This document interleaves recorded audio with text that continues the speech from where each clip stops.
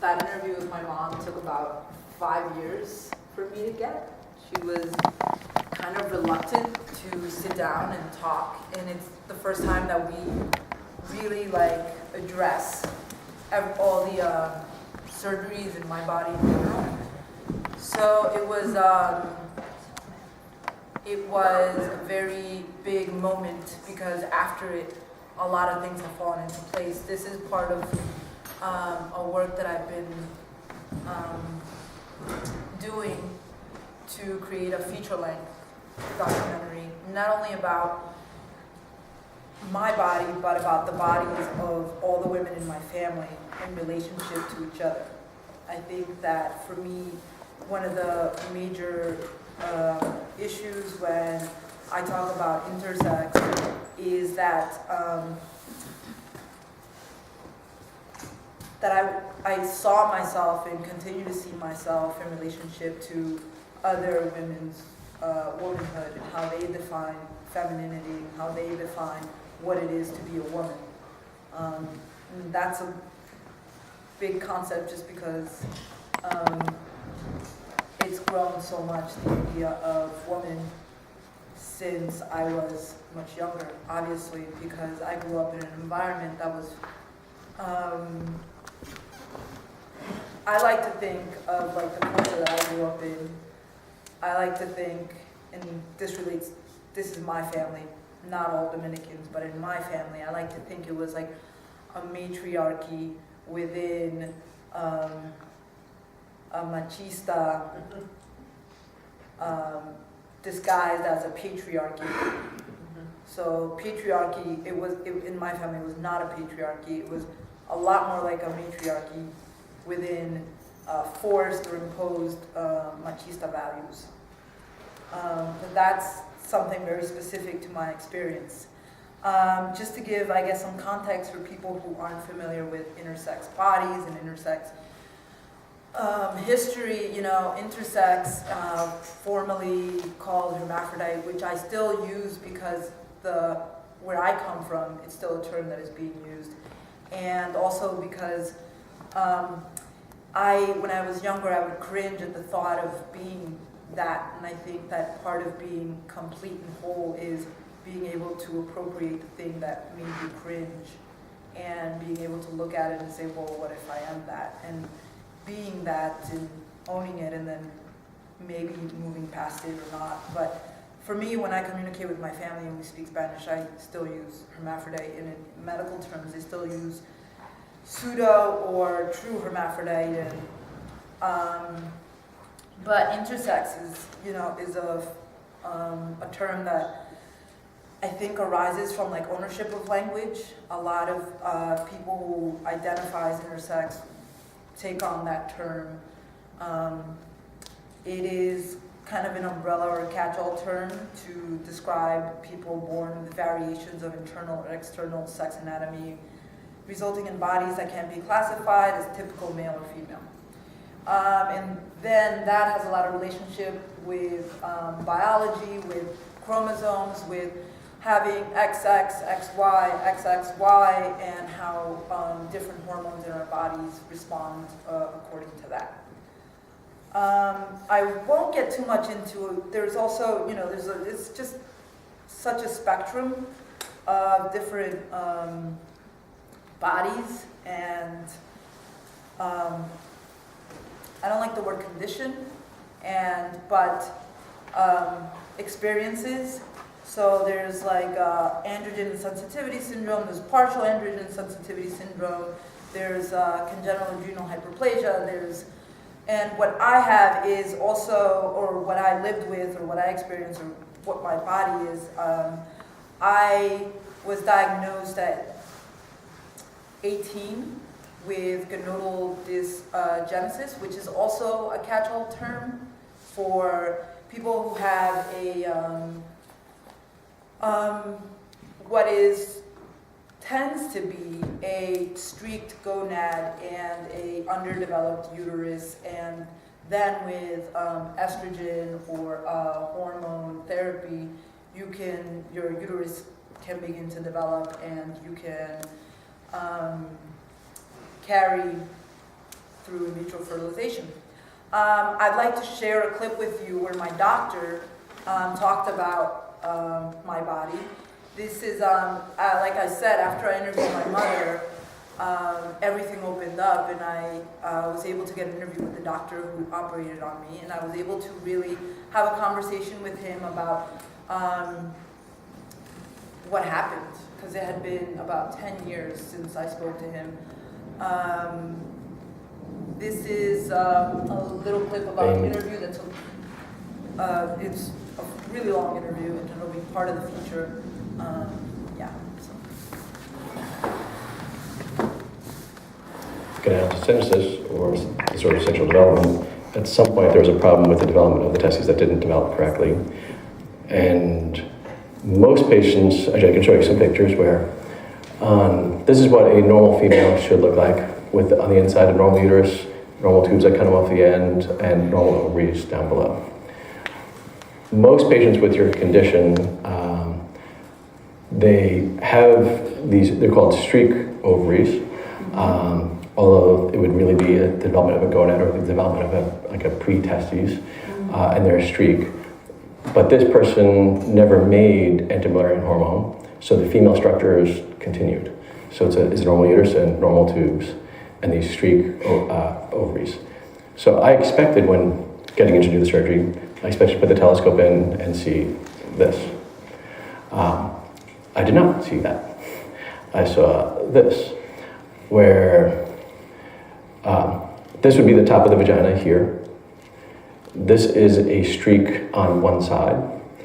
And on this side, the gonad would have made anti-Mullerian hormone, because the uterus and tube is missing entirely from this side. So what's missing?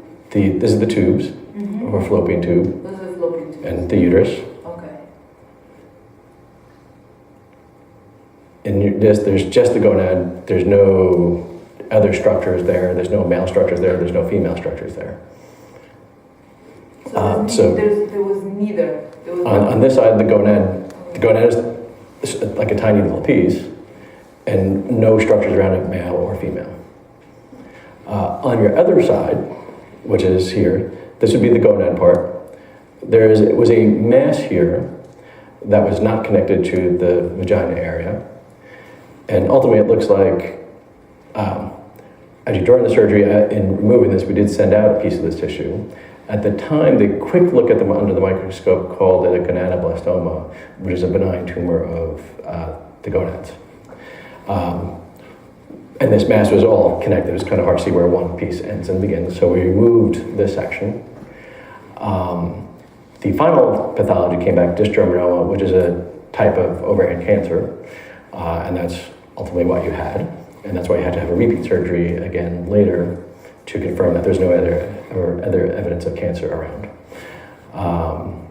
So again, this is ultimately it was a uterine remnant with the gonads, the dysgerminoma is what ultimately this mass is over here. Well, I'm also curious about your choice to deliver the news the way that you did. I can't say I remember exactly how I did it. Well, I imagine the moment you might be very memorable. It's very memorable. Well, I just remember that I wasn't fully out of anesthesia, and I awoke, I kind of opened my eyes, and you were by my bedside, and you kind of just said, we went in, we didn't expect to find the things that we did. Your fallopian tubes weren't connected to your vagina.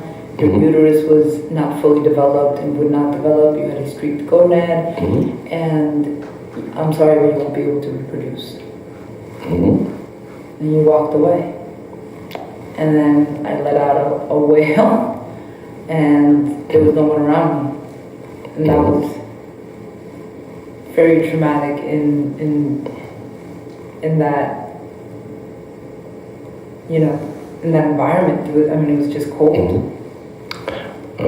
Sorry if I was cold. I did not intend to be cold.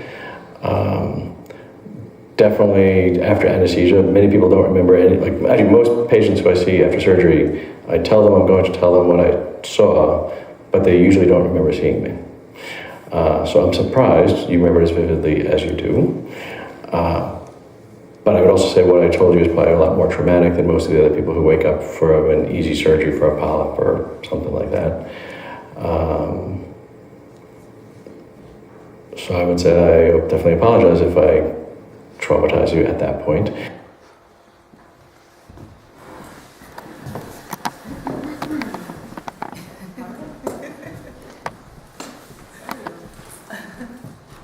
So,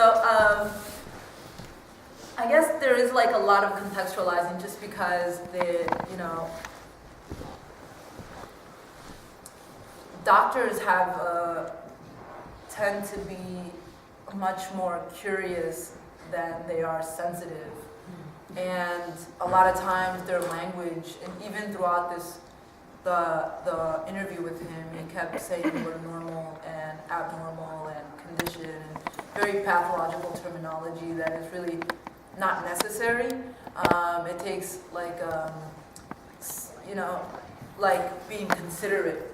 This is a person, a human being that's in front of you, and they have a whole host of things. And for me, it was very important for me to say to him, in the interview, I say, well, it's not necessarily that I think to this day that being unable to carry children is a marker of womanhood. But back then, and in looking in the context of growing up in a family where everyone, all of my sisters to this day have 3 kids or more, and my mother had 8 siblings, and my parents didn't speak English very well, and you're the only person that I can really ask questions about my body and what's going on. It was very traumatic when he delivered this news to me and then walked away, and there was nobody else in the room.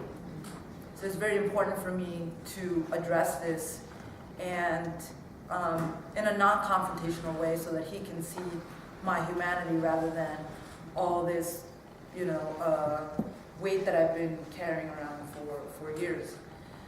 So I think that, let me see, anything else? I don't know, I guess I could open it up to Q&A just because there's so much I can talk about. The film, my feature-length work will be, like I said, it'll be a lot more about my sisters and my mother and myself and the interaction and relationship of womanhood and femininity in the culture that I grew up in and how they relate to their bodies and when they felt they were women. A lot of the interviews with my sisters tend to be around, or at least I try to get to the idea of rape and sexual abuse, because I grew up, unfortunately I grew up where 9 out of the 10 women that I know were sexually abused, and I wasn't. And I think that being queer and being in this body was a major advantage in many ways. So I think that this is the final message that I really want my work to convey. However, in order to get to that point, you have to go through it. You have to go through the actual trauma. You can't act as if, because I got a college education, that's why I was able to. No, it's really the foundation is because I was queer and left alone and isolated, that I was able to create my own path in life and to say, oh, I don't have to subscribe to this idea or to that idea. And it opened up this whole world, really, of redefining my own identity. A very complicated one, through racial and worlds of Long Island and many things that all kind of mesh and informs who I am today. Iris, can you speak maybe a little bit about sort of the history, like when you first found out what the reactions of your family was? We've seen your mom in the film in some ways, and in a way it feels like she's still sort of struggling to accept your choice of your identity. Like, what was the reaction from your siblings and from your extended family when you say from a young age you were left alone? Was there knowledge of this within the family from a very young age? And also just within that culture, because it is a very different sort of cultural setup as well, right?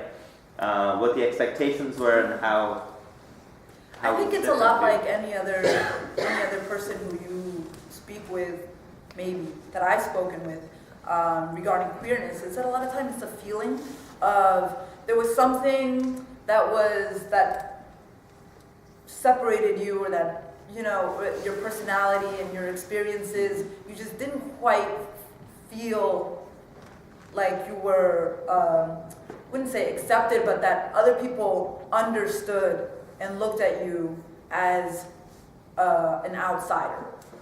Now, with that said, there wasn't any, like, a lot of the people in my family who I interview, like, they tend to be along the same lines as my mother, where they have never spoken about it because they don't put a name to it. They simply say, you're Aris. That's who you are. So there is a level of tolerance, but it's tolerance because they'd rather be in denial. So it isn't like it's a double-edged sword, or it's the idea of not really wanting to speak on it. And now that we're kind of addressing it is when I'm uncovering that a lot of people don't know anything. For example, I was interviewing an aunt, and I lived with her when I used to live in Italy, and then I came back, and when I came back, I moved in with my aunt in Queens, and we even shared a bed, and we were very close, and she was great. And I thought that she knew all of this because she's my mother's, like, best friend, and they talk all the time. And in the interview, talking to her, I say, what do you think about, I don't remember, we started talking, and I said to her, and she said, well, because I know that you got your period when you were 19, and you started late, and you were a late bloomer. And I said, no, I've never gotten a period. She's like, what? And then my mom is right there, and then my mom's like, she doesn't know about that, she doesn't know about that. And this is off camera, so there's all this uncovering that I'm doing through the film and through the process of interviewing people. And then my siblings, they're having it's very interesting, because for them, they're like, we feel that you're putting too much emphasis on this. I'm like, how am I putting too much emphasis? This is the first time you speak about it. How is this too much emphasis? This is the first time that through my work, that we are actually addressing it.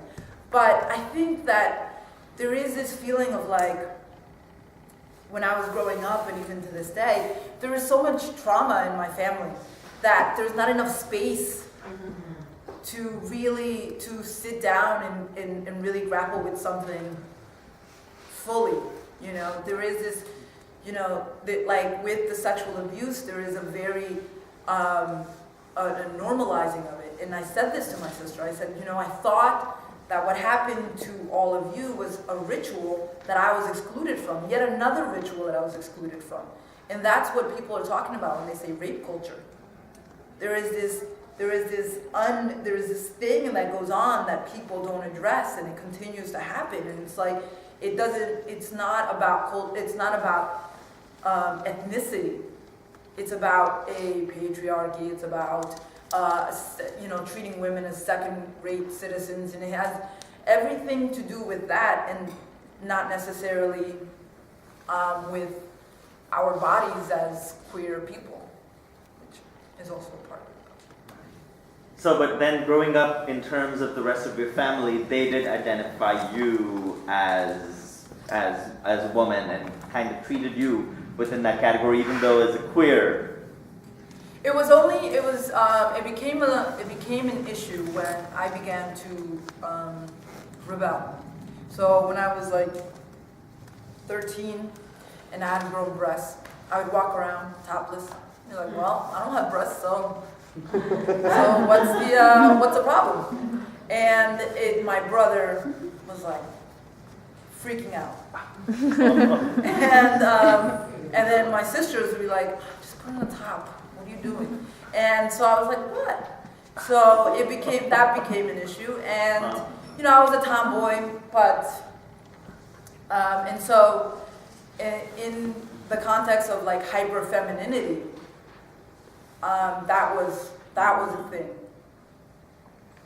And this is why it's in relation to all, to the bodies of, it's in relation to their relationship to their bodies that you begin to think about what is my body doing? So no, they never put a name to it, but they just, as I began to play around with the idea of who am I and how is this, that they began to then impose. And imposition is a huge thing because when my mother dresses up like this and does everything, I'm like, great, do you? You look, do you like that? Then do it. However, it's that there's an imposition, it's that I don't know if she actually genuinely likes looking like that and wearing what she wears and putting on that makeup. Yes, she does. Because what she enjoys is imposing it on me. She's a very strong woman. She imposes this idea of femininity on others. And that's where the problem comes up. And she's made uncomfortable by someone who identifies as a woman, but does not look the way that she thinks a woman should look. Right. I mean, and I want to open this up to questions. I have a million questions, so I can keep asking. But please feel free at any point to jump in with any questions that anyone else might have as well. Yeah, Kelsey? I just want to clarify before I ask my question. You insinuated before that you do identify as queer, correct? Mm-hmm. Okay. And I was just wondering if you could tell us a little bit about what being queer means to you, because I also identify as queer, so I just wanted to hear more about your perspective on that. So I identify as an intersex woman, and I also identify as queer. I am bisexual, so I'm also attracted to women. I'm attracted also to men. I identify as queer because I think it's about, for me, queerness means an openness to the existence of everything and to the existence of chaos and to the ability to take in all of that and that regarding sexuality and gender identity and I identify as intersex woman because I identify as a woman. I was raised as a woman.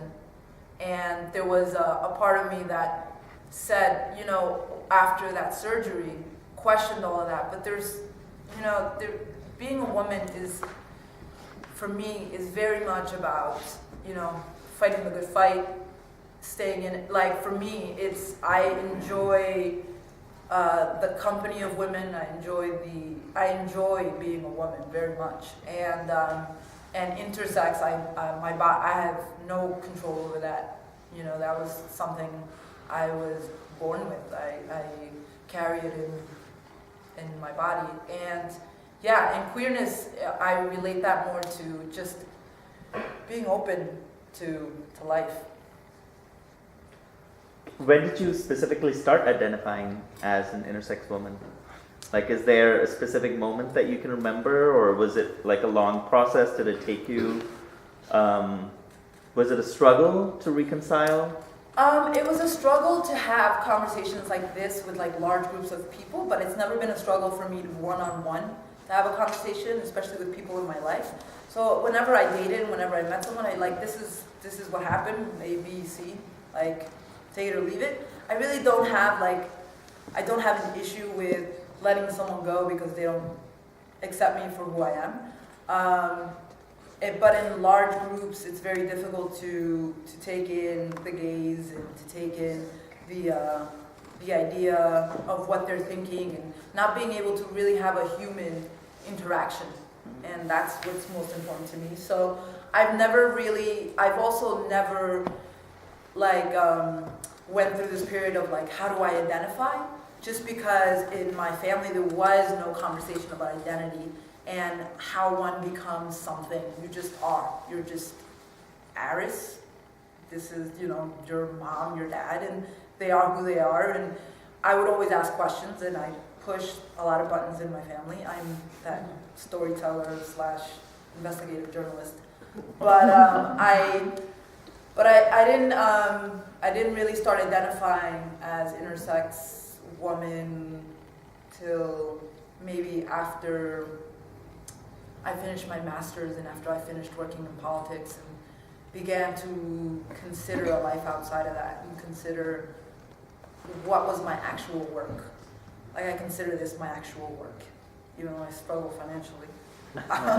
This is my actual work. Like, if I, you know, finish this film and then die, I'd be totally happy. My family is my actual work, telling their stories and healing generations of trauma. So just kind of, I think that I need to put a break in it, like just like as hard as possible, like create something that someone can pop in a DVD and show their kids, your aunt did this, and this is about our family and about some of the stuff that happened. You know, there's so much conversation about gender identity, like how we identify who we are, especially in this community. So I've known some intersex women, not men, but when I had conversations with them, they usually said that they had been born with undeveloped sex organs of both types.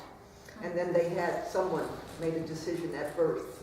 Is that sort of the same thing, or it's not? Well, yeah, it's the same thing in terms of when the decision is made. In the U.S., as opposed to the Dominican Republic, there is a lot of tendency to operate, which is a major issue within the intersex community.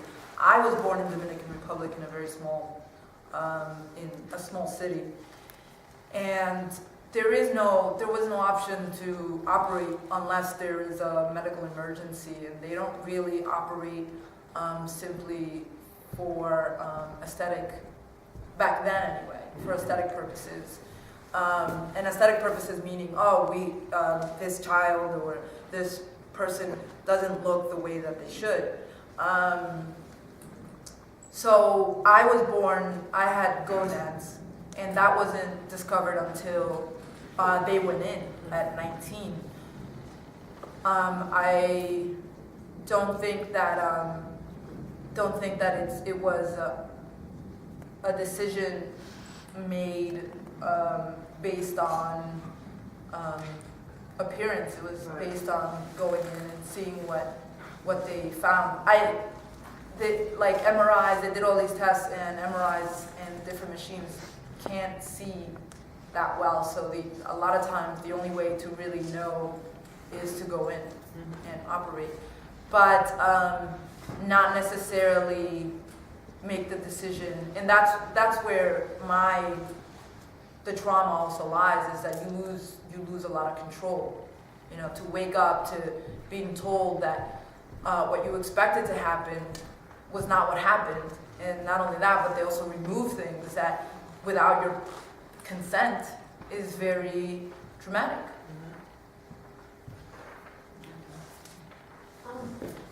And if you don't care to answer this, I understand, but you do mention that it was disappointing to you, that your uterus was removed.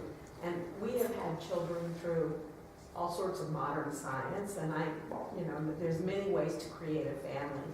And I wonder, do you hope for that someday, or are you still deciding? I didn't decide until I was 44, so it takes a long time for some of us. I haven't decided. It's no longer like a thing that I think about very often or very much. I think I spend a lot of time with my nephews, and actually the work that I'm doing now, I'm working on a short film with my nephew who is 12 now, but when he was 8, he met his dad for the first time. And he has 2 other siblings who know their fathers, but he didn't know his father. And so we were in Dominican Republic, and he was by himself, and I happened to be down there doing research. He was 8, and so my sister sent him down there to spend some time with our grandparents. And while he was down there, he told me I want to meet my father. And the following year, we went to Florida, and I filmed I asked him, can I film this? And so I filmed that, him meeting his dad for the first time, and the night before. And so we are now he's 12, and he's like doing the narration, and we're thinking about how to talk about his feelings about his father now, because he hasn't seen him since that day. That was the only time that he saw him, and then his father just went back into disappeared. I mean, they were teen parents. He was 17 at the time, his father. So I like experiences like that, and my nieces and nephews kind of fulfill my life that way. And I also teach kids filmmaking. Yeah, so there's many ways. I mean, I have a lot of kids in my life. Over here. So thank you so much for showing this film and for speaking with us. My question is, I know in the film, at the beginning, you kind of asked questions, what's it like to grow up between cultures and to grow up between sexes? And something that we've been talking about in some of my classes over the past year is Gloria Arisleyda and her ideas of borderlands. And so I guess I wanted to ask, what, what do you make of, I guess, maybe like that, kind of with identity? Do you see certain identities as between identities, or do you see them situated in kind of a unique space that isn't necessarily between these two, you know, but something else entirely? That's an interesting, I mean, it's interesting because there are a lot of people who say, oh, it's not in between, it's outside, it's very like, and for me it all exists in a very like, I don't want to say it's irrelevant, but I think that it's the same thing. I don't know, it's binary, non-binary, outside, the zeros and like, it's a very like, it's chaos, it's random, it's systems that we create. Do we exist within that system? Do we exist outside of that system now if we're no longer a part of it? What is our relationship if we do identify as being outside of that system? What's our relationship to it then? And it's very, I don't know, sometimes I think that it's a matter of what makes you feel more empowered to do whatever it is that you want to do. There is negotiating going on all the time between you and that, you know, that thing that you consider outside of yourself and outsider. And Gloria Arisleyda it was one of the first people that I read in college that was introduced to me by this English professor during a Puerto Rican Chicana literature class. And that's when I was like, oh, she's like me, oh my. This like, it blew my mind. It blew my mind because, you know, she was, and not because I wasn't like aware that there was all this like mixture within myself about, you know, being Latina and being considered black in certain things and not dark enough in other things, and then the idea of queerness within my body and all these things just mixing together, and finally having someone who wrote a book about it. Like a book, there was a book about that. I was used to, I don't forget, like before that, one of my favorite books was Chinua Achebe. And it was always this constant like discovering of myself through these things, and there isn't to this day very much out there about queer Latinas, and it's coming up. No, it's coming up the pipe. And she There's a lot. sort of owns that borderland space between her. Yeah, it's one of my favorite quotes. I can't say it off the top of my head. I'm not gonna murder it, but it's like, you know, carrying and not denying any of it, taking it all in and not denying any of it, because to deny one would be to be dismissive of the others. So you have a question? Yeah, you had a lot of interaction with your mother, and I'm wondering if did you ask questions of your father or attempt to? Yeah, I actually so my idea for this work is that I'm going to continue. Since my mom saw this film, she actually had an amazing reaction. She said, don't think that, you know, when you come around with the camera, don't think that I'm going to continue to be that way. I'm going to be much more open. I'm going to tell you whatever you want to hear. I was like, okay. That was like, that was just, I think that my work is doing what I think it's going to do. I feel very fulfilled with pursuing it. And what it's going to do is open my family up to conversation. I think they have a lot of stories they want to share and just haven't had a medium to do so.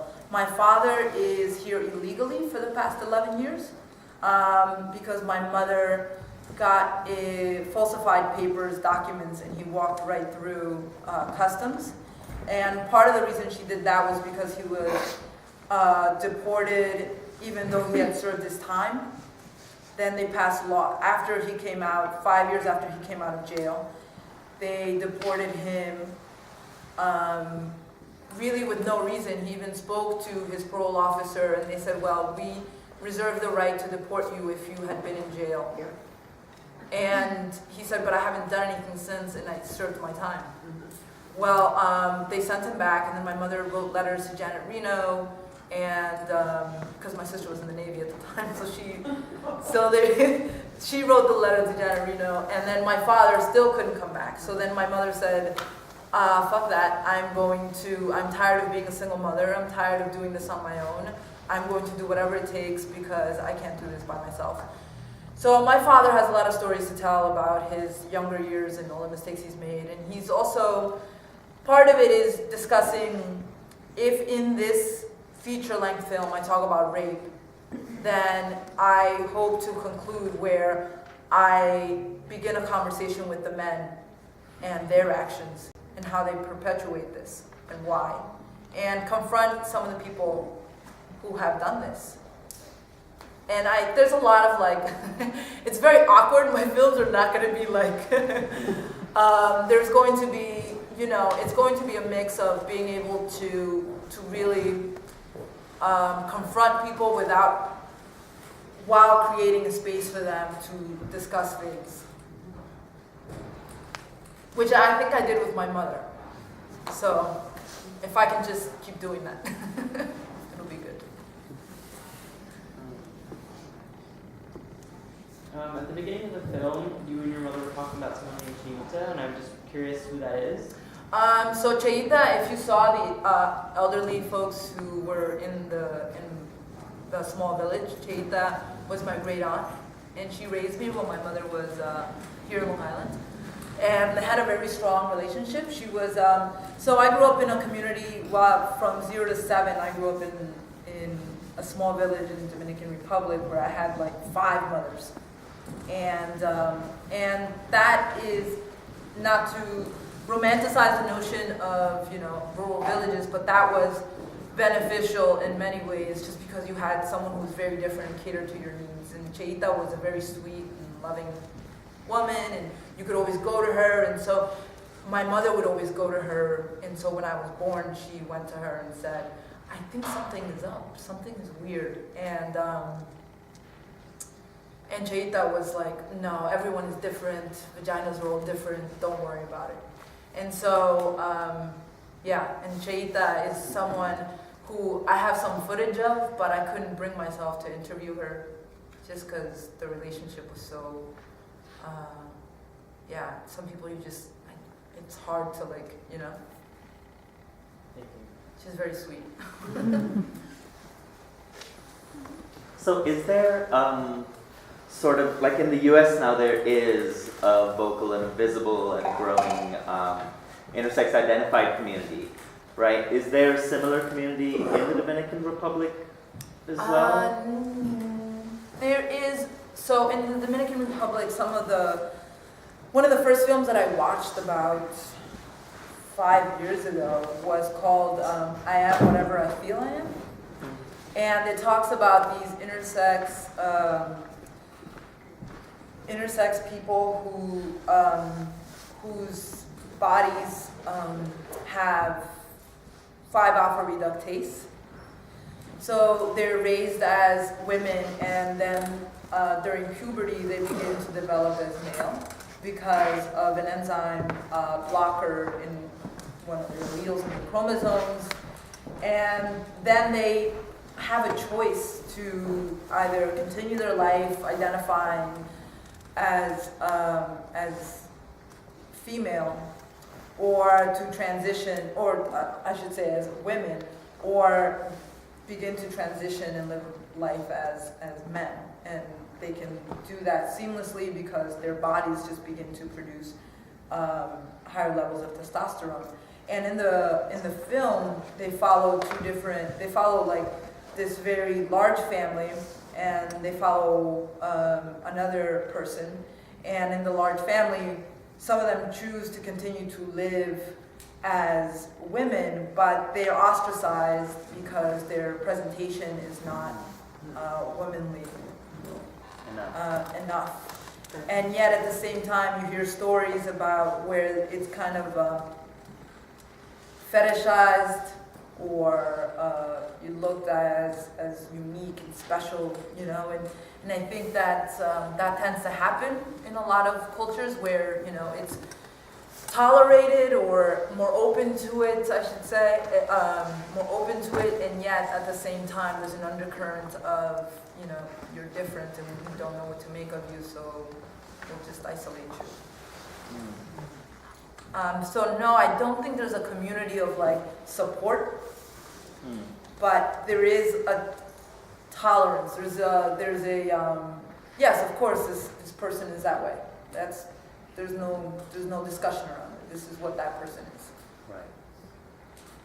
As long as it's not something that is visible in a certain way. Right, and as long as it's not threatening. I think threatening, especially when it comes to machismo and patriarchy, the threatening part is very big. If there's this book called Fixing Sex by Katrina Karkazis. Yeah, and in it, if you begin reading it, they talk about, part of it is like, when do parents decide to operate? And a lot of times it's that, if, you know, the parents will, in some cases, the parents will say, no operation, she's a healthy girl, she looks fine, we don't need to operate. And then the girl begins to masturbate, and that's like, oh my goodness.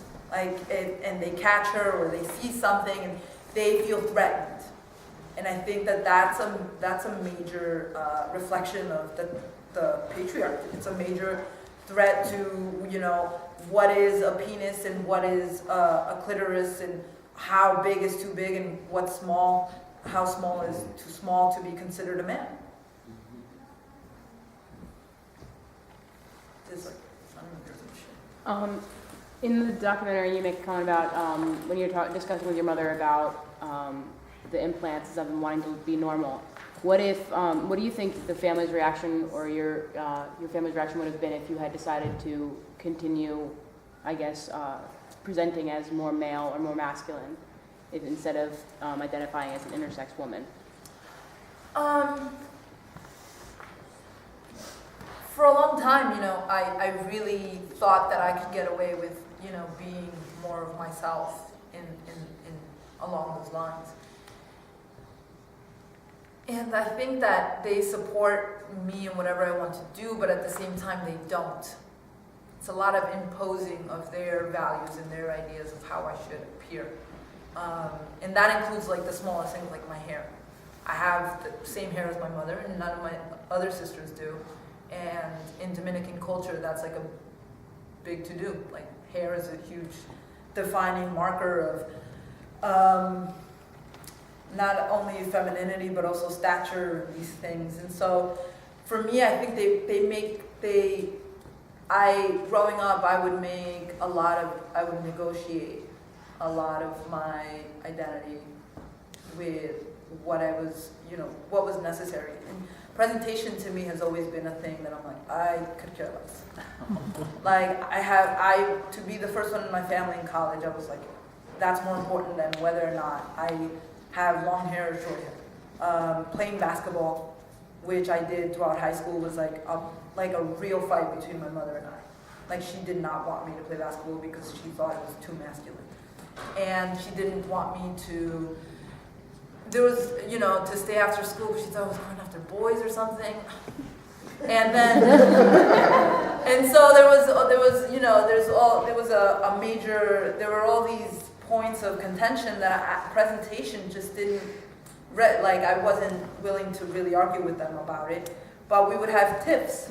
And so I think that it was just constantly, all these constant tiffs about it that wore me down, and that really made me also question my own body and being able to really just, can I just stop thinking so much about my physical appearance and do what I want to do.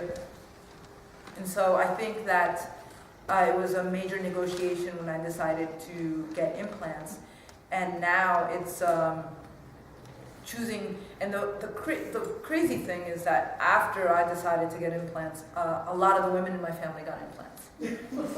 A lot of them, in both my nuclear and extended family.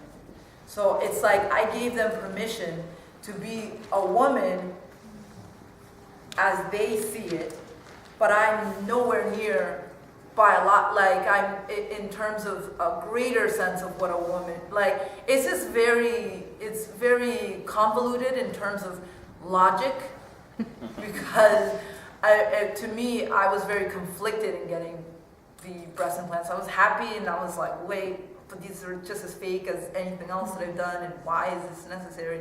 And for them, it was like they were finally getting something that was going to make them more of who they were. So that's part of the film too, is the idea of breasts. Because what about the movement here in the U.S.? Like, so yeah. In terms of, are you involved? Do you have a community? I have a major community. I mean, Arisleyda is Right. Is a lesbian, gay, and queer organization that supports a lot of work by intersex people and by queer people in general. So I have a lot of friends through that organization, a lot of friends through on Facebook that has like it's a private group, and we all discuss our bodies and discuss our histories and talk about whatever it is. Like going to doctor's appointments on regularly is a thing. Like it's a thing that is that can be very traumatic, depending on where you are in your trajectory towards finding a doctor that's right for you, and also, you know, feeling comfortable with your own body, which is, that takes, you know, that's a path that is very different, looks very different for everybody. So I do find support in every way. I have a group of Dominican women that I meet with. I have two different collectives that are filmmaking collectives that I meet with. One is Diverse Filmmakers, the other one's Brooklyn Filmmakers Collective. And I certainly have my group of intersex people that I keep in contact with, and that we either chat on the phone or, you know, email, or just talk about what's going on. And where is the movement at right now in terms of the U.S., in terms of surgery, in terms of doctors, kind of the medical establishment, because so much of this is sort of defined in a way by the medical establishment, right? The experts, Right. rather than your embodied experience being what drives current practices, right? Is that changing? Or? I think that visibility is huge now, and there's even an organization called Interact Youth. And Interact Youth, it has a lot of resources for teenagers who identify as intersex or who are themselves going through the process of understanding why their body is different or what's going on with their body, and giving them a place to find resources and to speak to other teenagers who've had similar experiences. And the terminology is completely changing around, the language around it is growing, is amplifying, and I think that a lot of doctors have to take that into consideration now, and that people are educated, and sometimes much more educated than the doctor is. So I think that, and you know, Obama and mentioning it and talking about operations and saying how babies' bodies shouldn't be operated on recently. And in Malta, they just passed, I think it was the first, they passed this really comprehensive law around intersex bodies. And there's a couple, in Australia, there's been a lot of awareness of intersex bodies, and there's been a lot of regulation about intervention. And there's a lot of places that are finally addressing the issue of intersex bodies and how to appropriately speak about it. Right. Well, this is about like the activism in the United States started just about 20 years ago, though, right? Like Oh yes, with Ida Viloria and with Cheryl Chase and with a large group of not large like back in the 90s was 10, 15 people met, and they created a video and talked about their bodies and their experiences, and and then from then on, I think it kind of grew and visibility has grown, but there's still a long way to go. Right. But if you look them up, you find tons of information and resources. So I know how you were talking about how your mom was saying that for the film she would say I'll tell you whatever you want to hear almost. So I was wondering if that part of the film was if it was just well, let's get out the camera and I'll ask you the questions, that's it, or if it was rehearsed or done more than once. Which part? The interviews with her. This interview? Yeah. No, that was it. Oh, okay. That was one time. Same thing with my doctor, one time. Okay. And that was it right there. And it was not rehearsed. All I said to her was, I want to talk to you about my body. And she wanted to know the questions, and I was like, well, I'll ask you a question. And I gave her a general gist. But I didn't tell her the specific questions, and I especially didn't tell her the order of the questions. And the funny thing is that a lot of times when we talk about my body, it's not that, it's that my family lacks the curiosity that everybody else seems to have. My family doesn't want to know. They don't want to ask me the questions that will give them insight into how I feel. My mom, at the end of the interview, I said, so do you have any questions for me? I feel like you don't ask me any questions. No, I don't have any questions for you.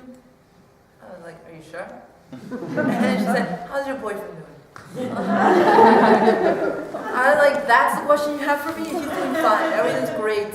I'm still bisexual. I may, at some point, we may break up and I may be with a woman, and that may happen. She's like, okay. But I ran out of camera space because we had been talking for so long, and I thought that she would ask me something else. But there is, I think that with my film, part of it is introducing myself to my family. I don't think they know me. They don't know certain aspects of me. And I think that happens with everybody, is that, there is, once you leave the home, you grow in ways that your family is no longer a part of, so. So there's a coming out in a certain way that you have to do, right, as an intersex person, and is that difficult for you, or you've gotten used to it now? You said it's difficult to come out in this way, in a large group setting where I show a film and there's tons of people, and then afterwards, I recently showed it at this setting where it was a bunch of artists, and there was a pretty well-known photographer there, and everybody. She was the only one who spoke. She was a bit of a bully, and everyone else stayed quiet. And then she went down this whole thing about giving me compliments and saying the intimacy and the way you capture your mother and everything. And I was like, oh, this is great. Oh my God, this is nice. And then she goes, so do you have a penis? In front of everybody. I was like, I was waiting for someone else to step in, say something. No one said anything. And it is that kind of situation, that kind of inappropriate, abusive violation that is, that is something that you have to be prepared for when you create work like this. Because I'm sharing so much, people think that they're now at liberty or free to ask me whatever they well please, and that's not the case. So, isn't that the same though for transgender men, women? When people ask them if they still have their their package after they're doing the transgender from male to female. I mean, people want to have an understanding of what it means to be whoever a person is. Because when you hear someone say, my body parts don't matter, right? I mean, that's a term I hear often from transgender people. My body parts don't matter. And I'll say to myself, gee, I thought body parts mattered because women get raped because of body parts. Well, no, women get raped because of power. Well, but they have the body part that allows that to happen. Well, no, because the thing is that rape is power.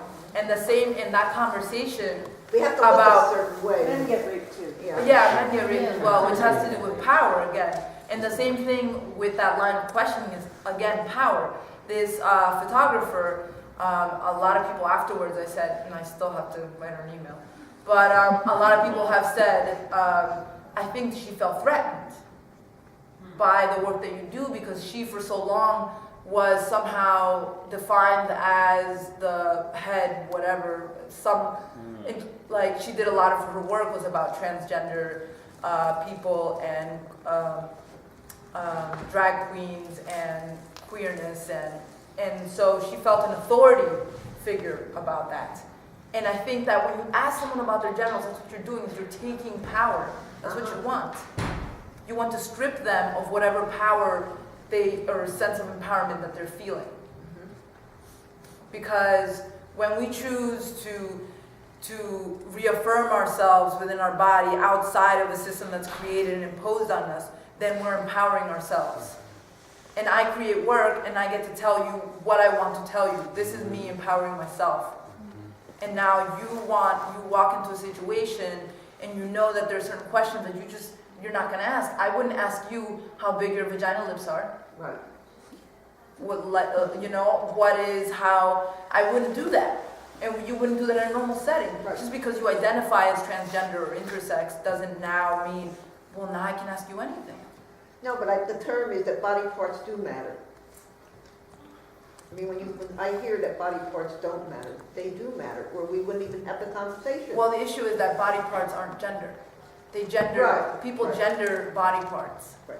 Body parts should not be gendered. A finger is a finger, Right. it's not. And the same thing with Right. our, Right. It's language. It's how we use language. it's how we use language and also our intention, Yeah, right? Because there's Yeah. power in the way that we use language. exactly. This might, yeah, did someone there have any? Yeah, go ahead. Springboarding off of what Professor Vajra said before, how did you explain to your family, like your siblings and people like that, sort of what had happened? Because I know that you've been saying that they've been pretty much like sort of in denial and saying, "Oh, you're just embarrassed." Like, have you had that conversation with them? If that's something you're comfortable sharing, like how did they react? Yeah, I mean, my sisters are all aware. They all know that about the surgeries. But again, they all know to a certain extent. They don't know my feelings around it because I didn't know my feelings around it because feelings are complicated and you're going through so much. I mean, when they did all these surgeries on me, I was in my freshman year in college and my mom was telling me that I had to drop out because I didn't have enough money to go back. And that was in between semesters that they operated on me. So I woke up from anesthesia and I thought, oh my God, what the fuck? And then a week later I was back in college. There was no therapy, there was no session between all the women in my family. We sat around and talked about my body. There was no nurturing, there was no... so I don't think that there was enough space to talk about my feelings. And to this day, there isn't enough space in all the trauma that we have to deal with alone to talk about our feelings. So to a certain extent, they know because my sister, when I was 18, and I was like, I don't have any boobs. Other people have breasts. Like, what's going on? And then my sister was like, don't worry, I'll help you out. And she got me like falsies that I would put in my bra and things like that. And she was there for me in that way, but there was no sit down conversation about my feelings or come to terms with it. Yeah, I wanted to follow up on that. If they're comfortable talking about it at all. But, watching this, I mean, I was furious with the doctor and with everybody on your behalf. And I wondered how you manage just the anger. In the film, at the end, it looks like there is a like a typo, because I write enjoy. Yes. And it's not a typo. It's a thing for a mentor of mine about. She wrote this. She writes a lot of books about joy, and for me, it's kind of, for me, that's how I deal with it. Is like joy is a destination and also like a point of departure. So looking for joy, like my family is a very happy family. They're very happy people. They dance. They joke around a lot. They're very sweet. They're supportive in their own way, and I think they accepted me in a way that, and created a space for me where I can be myself outside of my body. And so I never really felt all this anger. There were so many people I could sue in my life. There are so many people that I could sue in my life and make some money, but it's such a, I don't have time for that. Like, I don't have time for that. I have time to do so many other things. And I like exploring life more than anything else. And the anger, I leave, like my mother was a very angry person. She was very angry about a lot of things. And when I left that home, I decided that I didn't want anger to be inhabit within me and in the space that so that is something that I don't really, I'm moody, but I'm not, like anger isn't the overwhelming feeling that I have. It's usually like, Good for you. It was admirable how Reflection. gentle you were able to be with a doctor who maybe didn't deserve such gentleness. Oh, the doctor? Oh yeah, as the interview goes on, I said, but it must have been very difficult for you as well to deliver the news to me. And he says, yes, it was very, I can imagine it was very difficult for me too. Did it bring closure for you? Like talking to the doctor, was that? Oh yeah, like I was walking on clouds for days after that. I was very like, wow, I did that. Like it was very, I was able to say this was traumatic because of the way that you did it. Like I understand that it's a difficult position to be in, but I think you might need to get better at that. That's what I think. I don't want to tell you how to do your job, but Therapy even after. yeah. So perhaps a way to end maybe is for those of us who want to learn more, what are some good resources, but also what are things that we can't do, that we shouldn't do when talking to or wanting to learn more, when we're talking to individuals and asking them what are things, especially since you brought up ways of not dealing with certain issues, what are certain kinds of language that we shouldn't use, because like you said, if someone self-identifies, for instance, as hermaphrodite, then that's different than calling someone that, right? Right. So, and also, that's something that a lot of people who are intersex get to decide, not necessarily you telling them. Right. You know, exactly. Same way that someone who's queer gets to decide, I call myself queer, you don't call me queer. Right. It's an appropriate. It's a thing that we reappropriate in order Absolutely. to empower ourselves. But I think that like anything else, let the person lead the conversation around their own terms and their own bodies and their own history.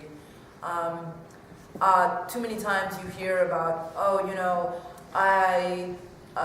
from black friends that I have, like people want to know everything about, black culture and what is that and tell me more and these things. And it's like, you let the person decide. And the person, like, no one wants to feel like they're educating you. Right. About anything. I think that this is like a conversation that we're having here, not necessarily me telling you, like, this is the way that you should do things.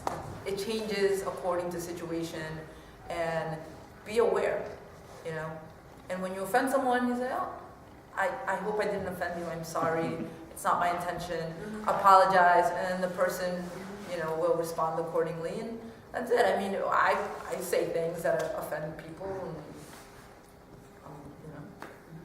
and, but yeah, I mean, stay away from terms like abnormal and normal. But I think we all in agreement here, right? I think we can all agree. But my doctor is not. My doctor, Right. this is abnormal like candy. He's like, this is abnormal, this is normal, this is here, that's there. And it's like, I'm like, you have, like, your level, like, he could do a better job around language, but, That's what he heard in medical school. but I think at this point, but I thank him for doing the interview. I wrote him a very nice thank you note. I was very grateful that he would put himself out like that. And, yeah. I guess, Kelsey, last question for close. So is the film finished yet, like the full-length film? No, the full-length film, I have like a couple of major interviews that I want to do, and then it also involves like going back to the Dominican Republic to film a little bit more, and possibly find other people like myself. So I have a second part to that question. Yeah, of Is so do you plan on revisiting the topic with your mom now that she has a different approach to, or different feelings about you filming and everything? Do you plan on going back and maybe re-interviewing some people? Yeah, I think that with my mother, what I find now is that I send her a text message saying I'm coming over, I am bringing the camera, and then she'll text me back and say, that's fine, I'll be ready, but I'm not going to wear makeup and all these things. And she's like rethought the whole concept of it, which I had no control in. I didn't tell her whether or not she should or shouldn't wear makeup, but I think she's looking at herself in a completely different way. And I think that that's what I really want my work to do, is to present them to themselves. And with my mother, I think retirement has been good to her. She works 16-hour days, and now that she's retired, she's been traveling a lot, and that's something that I think will be so good to her soul. And this will be like more of an arc for her. You know, she started off this way, and now there's an arc between our relationship and the way that we communicate, which is much more open than it was before. Wonderful. Thank you so much for sharing and for the courage to actually share your work with us.